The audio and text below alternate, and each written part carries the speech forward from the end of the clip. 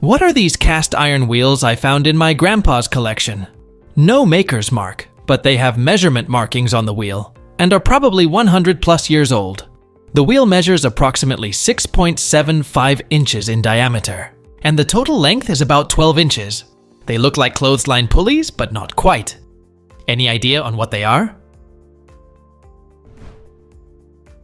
This device is called a traveler and was used mainly by wheelwrights.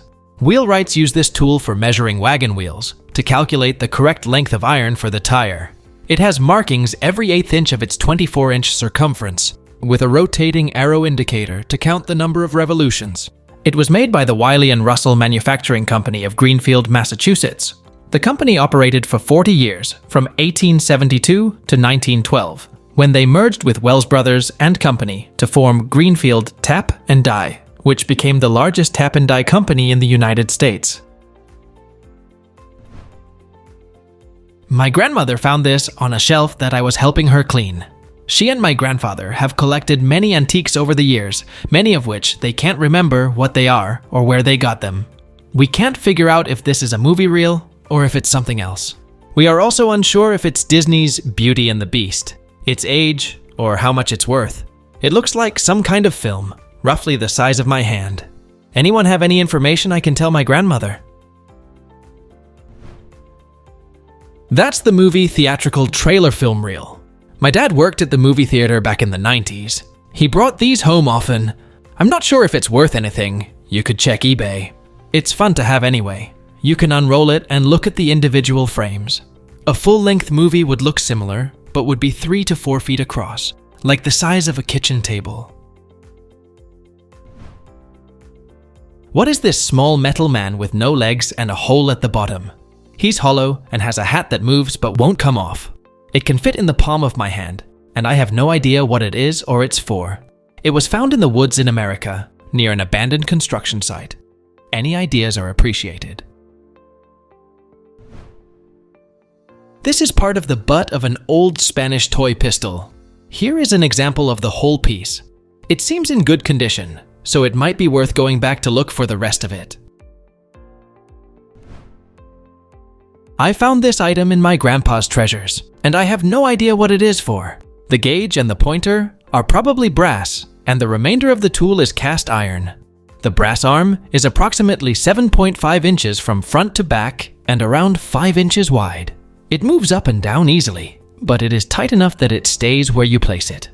Does anyone know what it is or what it's for? It's a 19th century hoof gauge, used by farriers and blacksmiths to determine a horse's hoof angle when trimming and shoeing. Here's mine that I acquired from an estate of a farrier's memorabilia collection. It is marked on the brass arm, John Hood Company, Boston, from circa 1864 to 1903. What is this small metal hammer given to my grandfather by his grandfather in 1967? I have asked around, and no one has heard a story of it or seen it before. I think it may have been a toy from a larger set, but I cannot find any matching pictures.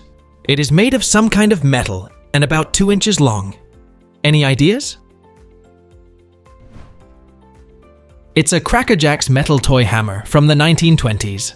Cracker Jack is an American brand of snack food that consists of molasses-flavored, caramel-coated popcorn and peanuts, well known for being packaged with a prize of trivial value inside. The Cracker Jack name was registered in 1896, and it was called the first junk food. Prizes were included in every box of Cracker Jack beginning in 1912. Until 1937, toy prizes were made in Japan. Many metal toys were also made by Tootsie Toy, who also made Monopoly game markers. What are these woven basket-like objects in a restaurant in the Shenandoah Valley, Virginia?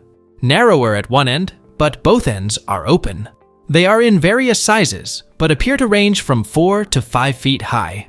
None of the employees at the restaurant know what they are, so I would assume they're not currently in use. The restaurant serves a variety of local beers and your typical burgers, fries, sandwiches, and donuts. Have any of you seen this before? They are woven rattan stacking vases or accent pieces made in the Philippines in the 1980s. Usually, they come in a set of 8. All are open at the bottom and make beautiful floor accents in descending sizes. Years ago, I had a set I acquired from a Palm Beach estate. What is this niche in the wall of my dining room? The home was built in the 1930s to 40s. It is about 4 feet high and 15 inches wide. It has a plaque at the top, or a place for a plaque, and a shelf at the bottom. I've searched niches built in houses in the 30s and 40s, mostly turning up built-in bookshelves.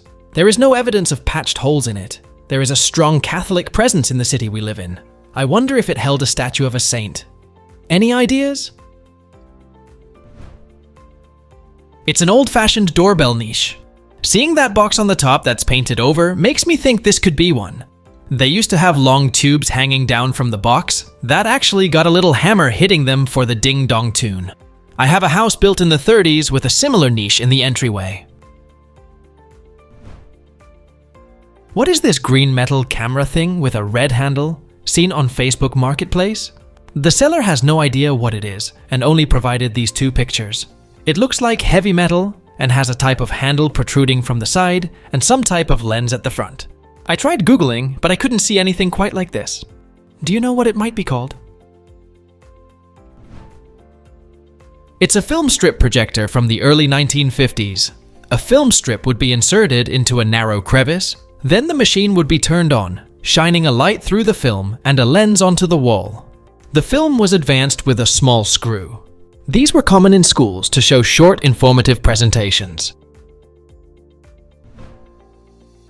What are these iron branches found in the attic of an early 19th century home in New Hampshire? They each have 10 cut and bent tangs and twisted ends. They connect together, and each is around 19 inches long. There are no letters or any markings on either of them. They can be hung, and the ends are very sharp. The carpenter actually found it while finishing the attic. Does anyone know what they are? Please let us know down in the comments. Thanks for watching. Let's make life fun.